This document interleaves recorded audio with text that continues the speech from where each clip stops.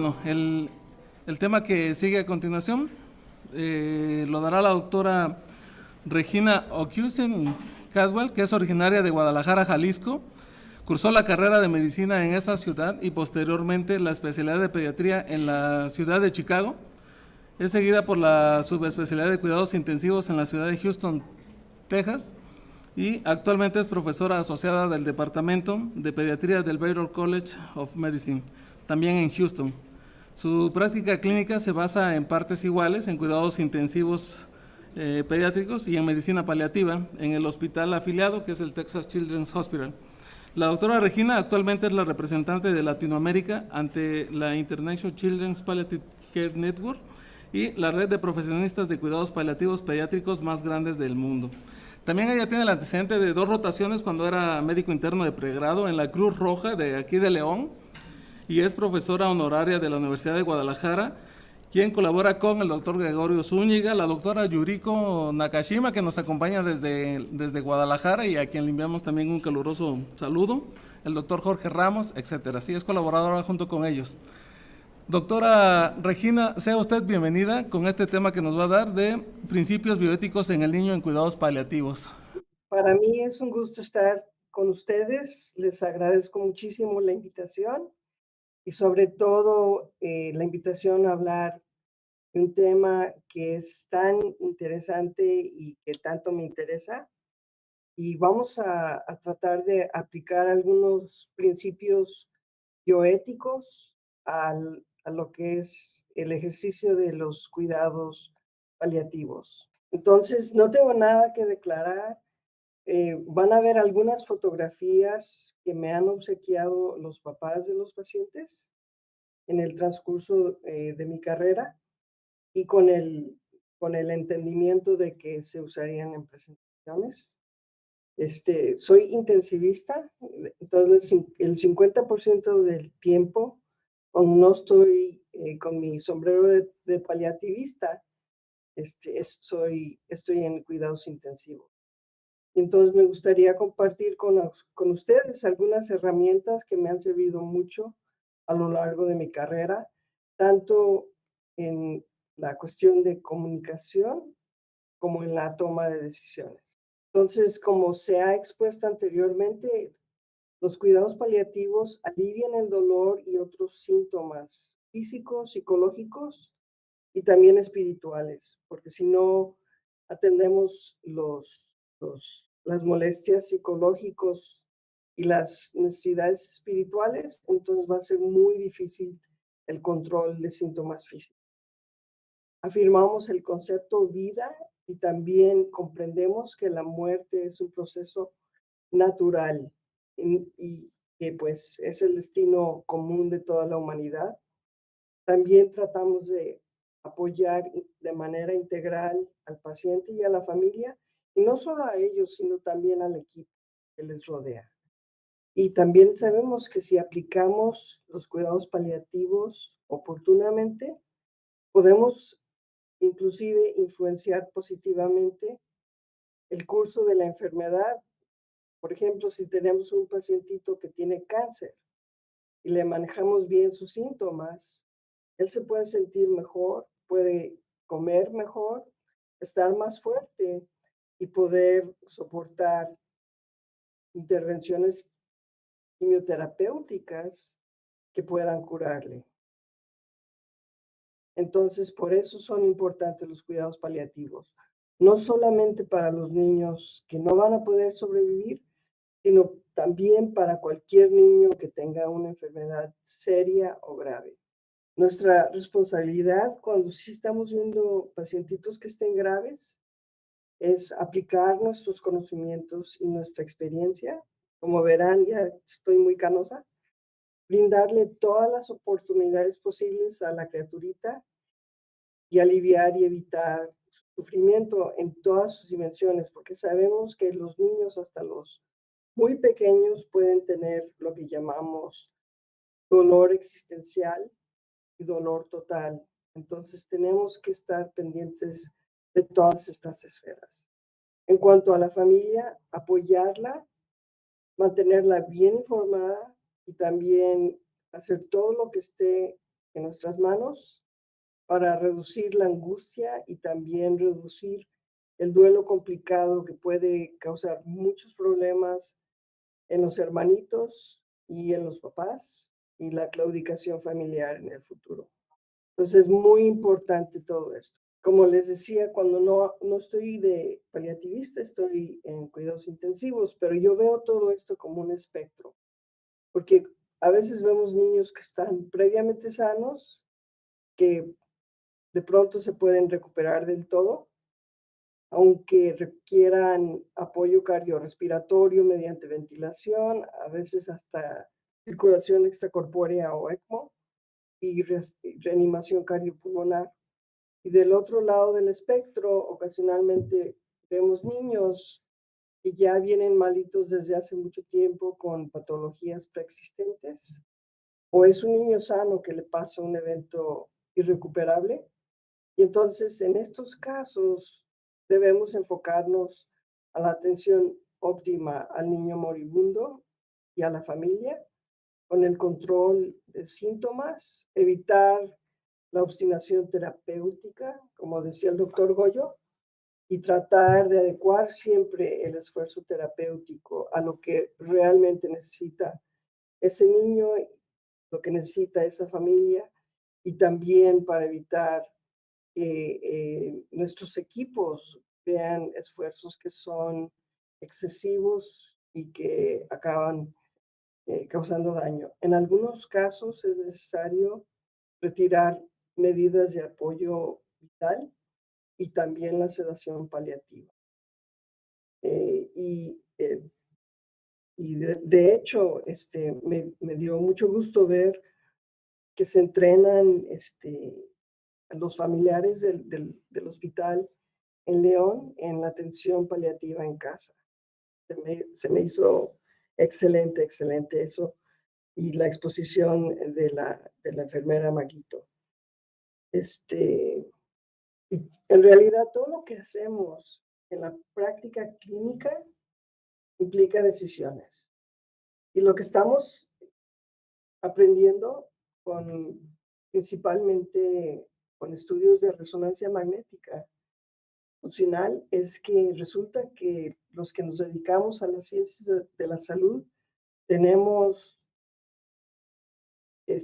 nuestro cerebro conformado de una manera muy distinta, digamos, al de un ingeniero o un abogado o un arquitecto, porque siempre estamos predispuestos a buscar el bienestar del prójimo y a buscar soluciones a lo que le esté causando malestar.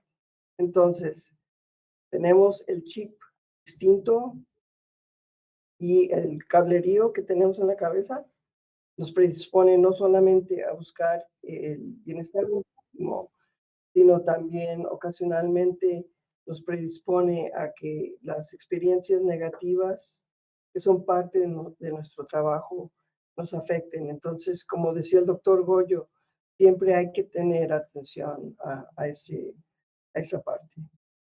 Las decisiones son difíciles de tomar cuando estamos frente a un paciente grave, porque a veces las situaciones son horribles. Digamos que es un niño previamente sano y de pronto tiene un accidente automovilístico. O es un niño con una leucemia muy refractaria. Como vemos en esta pintura que data de hace 200 años, viene ese pobre niño traído por sus familiares y están buscando un milagro. Y nosotros pues queremos rescatar, vemos que es una situación muy triste y queremos darle solución a todo, aunque a veces no podemos. A veces las presentaciones son muy urgentes, no conocemos al niño, no conocemos a la familia y también nos cuesta trabajo tomar decisiones. A veces cuando conocemos a la familia desde hace 5 o 15 o 20 años, digamos en los pacientes con fibrosis quística, este, que vemos que los neumólogos no se pueden desprender o que vemos que a los oncólogos no se pueden desprender. Este, y también hay algunos aspectos culturales, ¿verdad? Por ejemplo, vienen a Houston muchas familias que vienen de Medio Oriente y simplemente no pueden aceptar cuando les decimos que en realidad ya el niño no puede, eh, no se puede hacer mucho más que los cuidados paliativos. Y muchas veces vemos barreras, inclusive lingüísticas, y me contaban que en México hay dialectos distintos. Entonces yo creo que es algo a lo que se enfrentan ustedes mucho también en su práctica. Entonces, para tener la capacidad de tomar decisiones bien cuadradas, hay algunas estrategias. Primero, hay que tener una base muy firme, hay que conocer nuestra disciplina y hay que saber todo lo que se pueda saber acerca del niño, de la familia y de la comunidad. Para eso, nos tenemos que apoyar en el expediente médico, en la exploración física, en todos los paraclínicos que haya, pero también hablar con la familia, llegar a conocerla, saber cuántos hermanitos son, a qué se dedican, cómo es la comunidad. Y después, ya que tengamos todos esos conocimientos, tratar de aplicar algunos principios éticos. Y ya aplicando los principios éticos, entonces hablando se entiende la gente. Este es un comercial de Teléfonos de México de cuando yo estaba muy chiquita, no sé si todavía se use, pero sí es muy importante porque si no hablamos y no nos comunicamos, entonces no nos entendemos.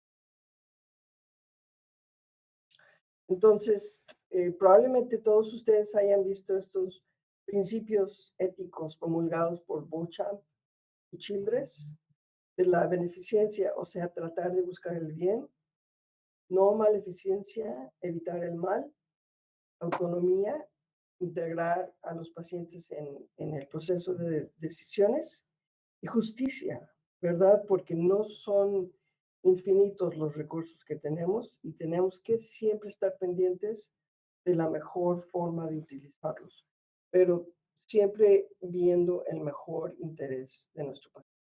Otro modelo que es mi favorito es tratar de aplicar los principios de precaución y de proporcionalidad. Entonces, la vida es sagrada y debemos tratar de preservarla al máximo. Y eso principalmente se aplica en la unidad de terapia intensiva. Pero tenemos que estar pendientes siempre también del principio de proporcionalidad, que es un poquito distinto. En precaución, preservamos la vida. Y primum non nocere significa, primero, no hacer daño. Y secundariamente, uso óptimo de recursos. Pero esto ya es más utilitarista y en realidad en el principio de precaución preservamos la vida y en el principio de la proporcionalidad, y Goyo habló mucho de esto, fue encontrar el equilibrio entre lo que sería insuficiente, lo que dejaría el vaso casi vacío, y lo excesivo, que lo desborda, lo que es ordinario y lo que es extraordinario, lo que es claramente benéfico y todo el equipo puede ver que eso va a ser benéfico, y lo potencialmente nocivo, cuando el equipo empieza a dudar y a decir, oye, momentito, ¿de veras debemos hacer eso? Entonces, todo lo que hagamos en medicina debe estar diseñado para ayudarle al paciente y no darle haciendo cosas al paciente que no le van a ayudar, especialmente cuando sabemos que no le van a ayudar. Santo Tomás de Aquino nos dejó el principio del doble efecto, pero para aplicarlo, digamos, cuando vamos a iniciar opioides, es recordar que el acto no es intrínsecamente malo. Entonces sabemos que los opioides producen analgesia. Entonces eso es bueno. Y estamos buscando la analgesia, pero sabemos que tenemos que tener cuidado, especialmente con los bebés muy jóvenes, porque se puede producir una depresión respiratoria. Y ese efecto es previsto, pero no es el que buscamos. Y no estamos buscando el efecto adverso para producir analgesia. Sabemos que cuando encontramos que hay un poquito de depresión respiratoria, es coincidente. No es que lo buscamos, sino que es coincidente. Y el buen efecto de la analgesia supera el mal efecto. Esto es muy distinto, por ejemplo, en algunos países de Europa, inclusive en Colombia, desgraciadamente, ya hay protocolos de eutanasia para los pacientes y en esos casos sí les dan un opioide y sí les dan una benzodiazepina, pero también como parte del protocolo se les aplica cloruro de potasio y un agente relajante neuromuscular como el pancuronio para que se produzca la muerte. Entonces, no se está buscando exclusivamente la analgesia, sino que se está buscando producir la muerte. Muy distinto. ¿Y cómo sabemos si estamos decidiendo correctamente? Bueno, vamos por buen caminito y nuestra intervención, en primer lugar, afirma a la vida, se enfoca en nuestro pacientito y se centra en la familia. Este es un muchachito que tuve hace como unos 15 años y él se aseguró de que su papá le tomara fotos en cada fase de su tratamiento. Cuando yo iba a verlo, me hacía que me sentara y que le dijera exactamente lo que le iba a decir a los papás. Y entonces, así pudimos caminar juntos este caminito tan duro, pero fue muy satisfactorio porque la familia quedó muy contenta, aunque se fueron ya a su ciudad originaria y el niño murió pocos días después. Murió después de haber convocado él una junta con sus médicos y con el equipo que lo había mandado a Houston. Y les dio té a todos y después se despidió. Y la familia quedó muy, muy satisfecha, aunque se murió la criaturita. También a veces surge la duda si debe ingresarse o no a terapia intensiva un paciente oncológico o un paciente con cualquier otra patología avanzada. Y yo digo que es una opción razonable siempre que exista incertidumbre, si hay un beneficio posible, si no hay otra manera de lograr el alivio de sus síntomas y si existe el recurso, ¿verdad? Porque si tenemos 4 o 5 niños en la sala de urgencias y sabemos que no hay camas en toda la ciudad, debemos ver si hay otra manera de a lo mejor usar unos de los recursos de terapia intensiva en el piso para lograr el control de síntomas en ese niño que se está muriendo y no a lo mejor tener que mandar al niño que está en urgencias a otra ciudad a atenderse en terapia intensiva. Si voy muy rápido, me avisan y nos vamos más despacio. Entonces, la sesión del día de hoy se inició con una demostración de lo que conlleva preparar a la familia para la traqueostomía. Es una situación que surge muy comúnmente en nuestro hospital y de hecho tenemos un equipo que se dedica exclusivamente a ver si los pacientes van a ser o no van a ser buenos candidatos a las traqueostomías, porque sabemos que hay beneficios a corto plazo para algunos pacientes, pero no para todos, y que sí hay implicaciones a muy largo plazo, sobre todo si el niño se tiene que ir a casa con un ventilador. Entonces, los beneficios a corto plazo con con una traqueostomía es que puede haber una mejoría fisiológica, el niño va a tener una vía aérea estable, a lo mejor va a estar más cómodo, a lo mejor se va a poder retirar el ventilador con mayor facilidad y a lo mejor el niño va a poder participar en las actividades diarias de rehabilitación y a lo mejor hasta pasarse a una unidad de rehabilitación. Pero también tenemos que estar muy pendientes de que hay algunos niños más propensos a complicaciones con una traqueostomía, digamos, los que están inmunosuprimidos. Sabemos que en algunos casos, si les ponemos una traqueostomía, van a vivir más tiempo, pero van a tener síntomas también más tiempo y va a ser igual, de todas maneras, se van a morir, pero a lo mejor van a vivir más largo, más tiempo y con síntomas que van a ser problemáticos. También tenemos que tener en cuenta la calidad de la vida de la familia, porque sabemos por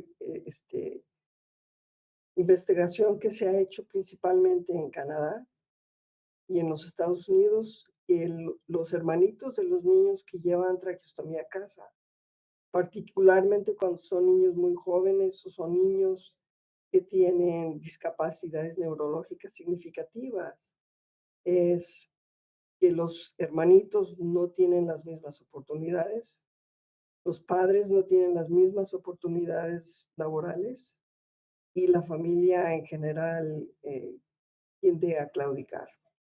Y también es muy, muy costoso para las familias y, y a veces es muy difícil encontrarles recursos para que puedan salir adelante con el gasto que implica tener un niño ventilado en casa, porque aumentan mucho los gastos por insumos y también por electricidad. Entonces tenemos que estar muy conscientes de eso cuando recomendamos una traqueostomía, cuando hay otras opciones de seguir intentando un poquito más retirar al niño del ventilador sin traqueostomía o inclusive en este país y en Canadá y en muchos países europeos, a diferencia de Latinoamérica, el modo de muerte más común en nuestros niños, y digamos es casi el 70%, es cuando se les retira el soporte vital, ya sea el ventilador, en la mayoría de los casos, o la circulación extracorpórea o la diálisis o otros métodos de apoyo vital. Entonces, siempre debemos tratar de pensar en lo que estamos haciendo y discernir lo que se hace y ver si en realidad puede sobrevivir nuestro pacientito, cómo lo podemos ayudar, qué es lo que necesita él, qué necesita su familia, qué debemos evitar y cómo podemos hacer uso óptimo de nuestros recursos. Para comunicarnos con la familia es necesario tratar de comunicarles información de manera puntual y completa en un entorno libre de ruidos, privado, donde se puedan enfocar a lo que les decimos y no nos estén tampoco distrayendo nuestro propio personal ni, ni nuestros aparatos. Utilizar siempre términos que ellos puedan comprender, utilizar silencios estratégicos para que ellos puedan ir poco a poco digiriendo y asimilando la información, tengan también la oportunidad de preguntar y aclarar dudas. Y es muy, muy importante al final de cualquier junta con los papás, es decirles que estas conversaciones van a seguir para que ellos puedan pensar en lo que ya se les dijo y también formular preguntas para la próxima reunión. Y con una comunicación muy fluida y puntual, es más fácil atender al paciente y a la familia de manera integral. Y también comunicarnos con nuestro equipo, porque nadie quiere sentir que se deja fuera del círculo o del chat. Todo mundo tiene algo que aportar y debemos siempre nosotros escuchar con la mente abierta, con el corazón abierto y empezar cada día con un espíritu de apertura. También a la hora de comunicarnos con nuestros colegas y con otros servicios, hay que cultivar esas relaciones, respetarlos, escucharlos, exponer nuestros puntos de vista y tratar de llegar a un acuerdo que sea médicamente razonable. A veces los oncólogos no entienden que ya la criaturita no puede tolerar más quimioterapia o los cirujanos quieren seguir operando. Y entonces a veces es difícil llegar a un acuerdo que tenga sentido, pero si no se puede, entonces a veces tenemos que acudir a los directores médicos de cada servicio y también en algunos casos a un comité de ética institucional para que pueda proporcionar una opinión y tratar de ayudar en una situación difícil. Creo que me brinqué una. Okay.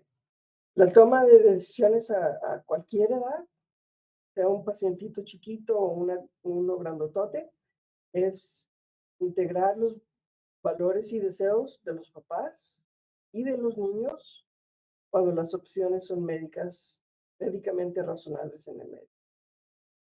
A veces vemos situaciones problemáticas en las que la familia insiste en intervenciones no benéficas, o todavía más difícil cuando la familia rehúsa intervenciones que están claramente indicadas. Y cuando trabajamos con menores de edad, es útil considerar la regla de los 7. A los 7 años, tratar de explicarle al niño de qué se trata su tratamiento y integrar su asentimiento. Sobre todo si es un protocolo, digamos, una fase 1, que el niño tenga la posibilidad de decir que sí, y también si dice que no, también tomarla en cuenta. Sobre todo, como digo, en un protocolo fase 1, ¿verdad? Que en realidad no está diseñado para promover la cura. Entonces hay que siempre escuchar a un pacientito. A los 14 años hay que tratar de respetar los deseos del adolescente. En cuanto al adolescente, hay que integrar el principio de autonomía y también recordar que algunos niños, especialmente los que han estado enfermos mucho tiempo, maduran muy rápido, mientras que otros que no tienen capacidad o no son verbales, pues no nos pueden decir, ¿verdad? Tenemos pacientes que sí tienen cognición normal, pero no pueden expresarse, así como la muchachita que nos explicaba la licenciada Suárez, que ella en realidad ya no quería un segundo trasplante de médula ósea, pero le daba miedo decirle a sus papás. Entonces hay que tratar de integrar sus valores y sus deseos en todo lo posible y armonizarlos con los deseos de sus padres, de sus familiares y los equipos tratantes. Y esto lleva a muchas conversaciones, no es algo que se pueda lograr en un día. ¿Y qué tal cuando la familia insiste en intervenciones no benéficas? Todo es más fácil si conocemos bien a nuestros pacientes y a sus familiares y cuando ellos nos conocen bien. Pero si insisten, entonces hay que involucrar a los profesionistas que mejor los conozcan. Y a veces, si es una intervención que pensamos que no va a hacer daño, se puede intentar un tiempo definido. Pero por otro lado, si hay riesgo de que esa intervención haga daño, hay que explicar por qué ya no se puede hacer eso. Y en realidad no se le puede obligar a un médico a hacer algo que no es benéfico al paciente. A veces eso lleva muchas conversaciones y a veces involucrar al comité de ética, pero al final del día no debemos aplicar una intervención que pensamos que va a causar daño. Por otra parte, ¿qué pasa cuando la familia rehúsa intervenciones que están claramente indicadas? Eso es más común en terapia intensiva y en pediatría general que en terapia paliativa. En paliativos lo que vemos ocasionalmente es que a los familiares les da mucho miedo que usemos opioides o que usemos otros analgésicos porque quieren que el niño no, no se muera y no entienden que el opioide no va a precipitar la muerte. A veces los familiares en este país no quieren opioides porque no quieren que el niño se haga adicto. Entonces, a veces nos cuesta bastante trabajo eso. También hay que siempre buscar un punto de equilibrio con la familia, agilizar segundas o terceras opiniones, si hay tiempo. Y si no, a veces cuando es una situación urgente, tenemos que conseguir una orden judicial y de esa manera poder implementar medidas que necesita el niño, que de otra manera se le haría un daño. Entonces, es importante siempre, siempre, siempre discernir, discernir, discernir y siempre individualizar. Este es un ejemplo de un muchachito que nos llegó cuando estaba yo en el MD Anderson. Llegó del aeropuerto, nadie lo esperaba, nadie lo conocía. Y el niño había estado sentado 3 o 4 meses con metástasis pulmonares de un osteosarcoma que le habían tratado en Alemania. Lo habían mandado de nuevo a Qatar a morir. Le habían dicho que no había nada más, pero en lugar de hacer eso, se vinieron a Houston y nos cayeron de sorpresa. Entonces, lo primero que hicieron en urgencias fue tratar de hacerle una tomografía de tórax.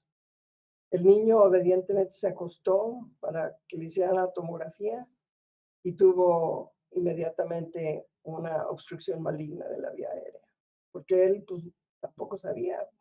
Él sabía que no se sentía bien cuando se acostaba, pero al acostarse se obstruyó por completo.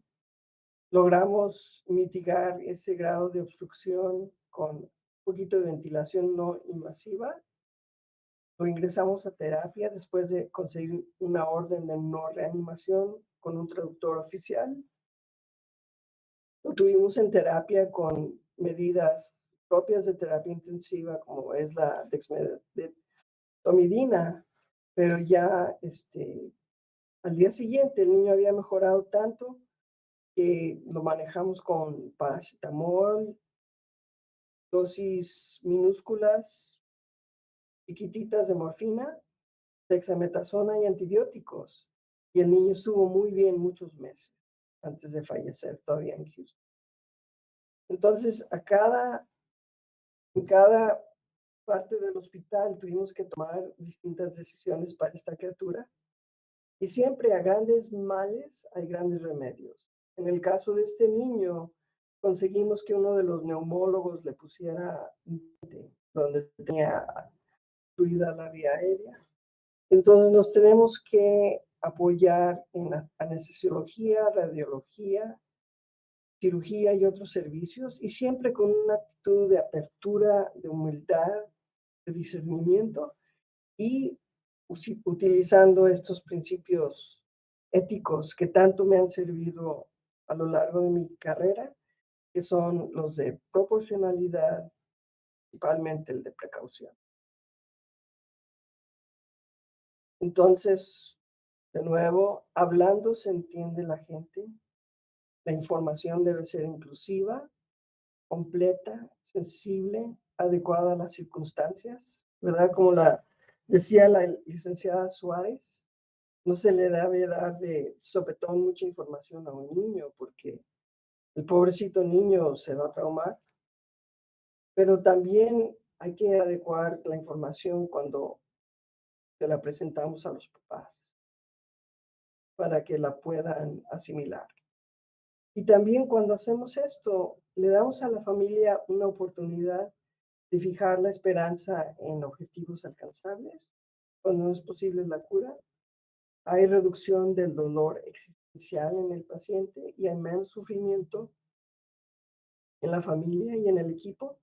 Y también eso nos da la oportunidad de promover eventos especiales para el pacientito, como el de los deseos que tienen ustedes en León, la familia y hasta el equipo.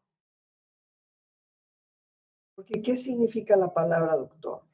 Al final del día significa maestro, porque viene del latín docere, y entonces nos toca orientar, guiar, ayudar, aconsejar, dirigir, aplicar nuestros conocimientos, experiencia y anticipar, porque ya hemos visto lo que pasa con otros pacientes.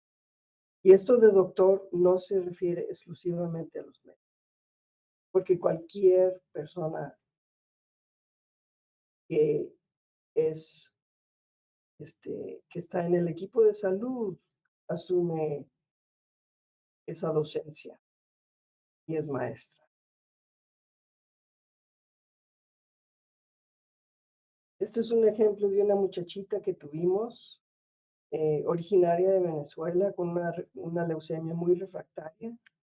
Se le había hecho por lo menos uno, si no es que dos, trasplantes de médula ósea. Y la niña ya iba a fallecer pronto. Y entonces lo que hicimos fue organizar una primera comunión para la chiquita. También se le dio el sacramento de la confirmación y, y todo el mundo estaba en realidad enfocado al bienestar de esta bebita. Ya que se terminó la misa, pasamos a un salón del hospital y ahí tuvo una fiesta donde estuvo muy contenta. Creo que hasta las 2 de la mañana, porque la familia era de Venezuela y eran muy buenos para las fiestas. Otro ejemplo es Miguelito. Curiosamente también venía de Venezuela y él también con una leucemia refractaria que le había diagnosticado su tía. También se le había hecho un trasplante de médula ósea, había hecho una peritonitis por perforación intestinal, una pancitopenia refractaria, un shock séptico, insuficiencia respiratoria y de hecho me habían consultado para control de síntomas, pero cuando lo vi, pues vi que tenía que venir a terapia intensiva, lo intubamos, se le operó y al poquito tiempo de la cirugía, los 2 días creo, estaba yo de guardia y tuvo un paro cardiorrespiratorio, de casi 25 minutos y yo estaba ya a punto de decir a los papás que ya había fallecido el niño y de hecho ellos estaban ahí con nosotros mientras trabajábamos, estaban ya haciendo, estaban ya con los celulares informándoles a los familiares en Venezuela que el niño había fallecido o que se estaba muriendo. Cuando vi que movió la mano, le seguimos un ratitito más y el niño empezó a moverse y a abrir los ojos. Y entonces lo que hicimos en ese momento fue tratar de estabilizarlo, ya que se puso en paz el niño. Al día siguiente convocamos una reunión multidisciplinaria con los papás, decidimos hacer otra biopsia de médula ósea, con el entendimiento de que si el niño estaba en remisión, íbamos a seguir adelante. Pero con todo lo que había pasado, si el niño había recaído, entonces íbamos a hacer una extubación compasiva. Es un procedimiento que todavía no se puede hacer en muchos países de América Latina, pero aquí en Estados Unidos, en Canadá y en la mayoría de Europa es el mecanismo por el cual se permite el fallecimiento natural de casi el 70, si no es un porcentaje mayor de los niños que entran a terapia intensiva y van a morir. Y entre paréntesis, creo que el doctor Armando Garduño es uno de los que ha promovido los protocolos institucionales de extubación compasiva en México. Este es Miguelito, 2 meses después de su paro. El niño estaba enfadado porque sus aparatos electrónicos se habían descargado y pues estaba jugando con el estetoscopio. Entonces Miguelito, a los 4 meses después de su paro, andaban en tener que sacarle esa radiografía al chiquillo. La radióloga estaba pero feliz de diagnosticar este tipo de fractura porque tenía mucho tiempo que no las veía. Este es Miguelito unos meses después, hemograma normal y sin secuelas aparentes. Este es Miguelito varios meses después, todavía en remisión. Entonces, también toca tomar decisiones hacia el final de la vida. Hay que reevaluar todos los aspectos del tratamiento, enfocarnos al control de síntomas, la adecuación oportuna del esfuerzo terapéutico y a veces toca iniciar una sedación paliativa buscando no acelerar la muerte. Y de hecho sabemos que una sedación paliativa bien aplicada ni, ni acelera ni pospone el momento de la muerte. Y para que pase todo esto, tenemos que seguir hablando y conversando. Hablando se entiende la gente. Esta es una nena que tuvimos también con una obstrucción maligna y si se fijan verán que tiene una red aquí. Es que red fue un túnel que se le instaló por una obstrucción maligna. Se regresó a su casa, hizo varios viajes, plantó un jardín muy hermoso y la familia sabía que iba a llegar el día en que la niña iba a tener una recaída. Se la trajeron a Houston porque los médicos locales no se sentían cómodos administrando una sedación paliativa, pero fue lo que hicimos nosotros. La tuvimos muy cómoda y la niña falleció, creo que un día después de que se inició la sedación paliativa con sus papás. Entonces, Goyo hizo alusión a la buena muerte y a morir mal. Entonces, esta es una definición del Instituto de Medicina de los Estados Unidos que salió hace como 25 años. Entonces, una muerte buena se evita al máximo el sufrimiento del paciente, de la familia y del equipo, se integran sus valores y sus deseos, y la muerte en sí se desenvuelve en congruencia a los parámetros clínicos, culturales y éticos del medio. La muerte mala se caracteriza por el sufrimiento innecesario. La familia siente que hubo falta de atención o se perciben faltas a la integridad o hasta a la decencia. Entonces, es excelente que en México y en Latinoamérica y en algunas partes y en España y en algunas otras partes del mundo sí se comprende el término de obstinación terapéutica, porque cuando hay obstinación terapéutica, las muertes tienden a ser malas. Y queremos que los niños mueran bien, que tengan las oportunidades de tener buen control de síntomas y de poder decir, por favor, perdóname.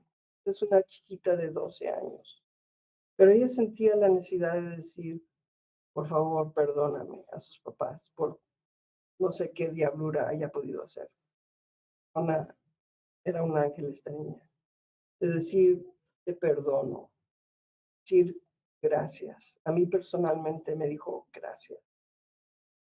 Nos dijo a todos, te amo, y finalmente dijo, Dios. Este es un libro muy bueno que les recomiendo, escrito por Ira Byock, que se llama Dying Well. Se lee muy rápidamente.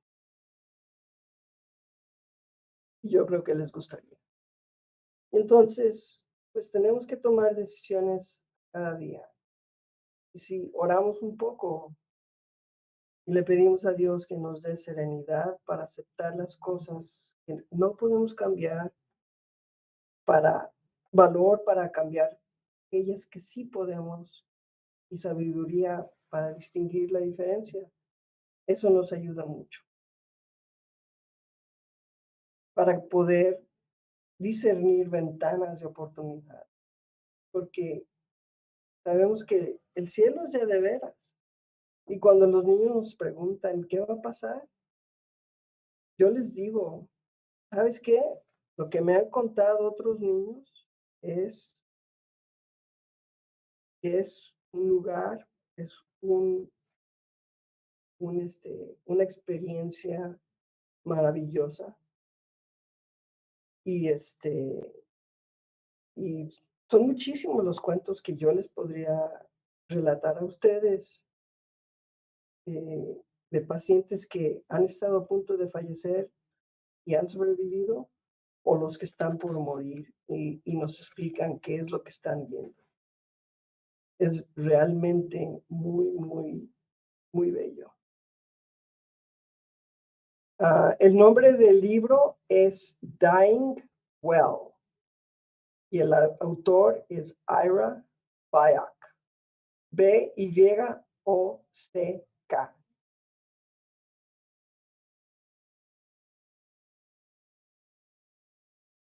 Entonces, a veces toca suspender o redirigir el esfuerzo terapéutico. Es una decisión difícil, pero apropiada cuando hay pacientes en estadios terminales. Es muy importante seguir hablando y conversando y preparando tanto al paciente como a la familia y al equipo. Hay que considerar los posibles resultados, porque, por ejemplo, cuando extubamos a un paciente, pensamos que va a fallecer rápidamente, pero no siempre es el caso.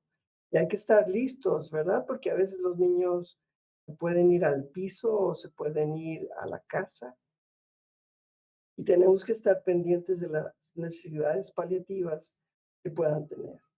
Hay que seguir con un control impecable de síntomas y estar apoyando a las familias, pero dándoles también privacidad.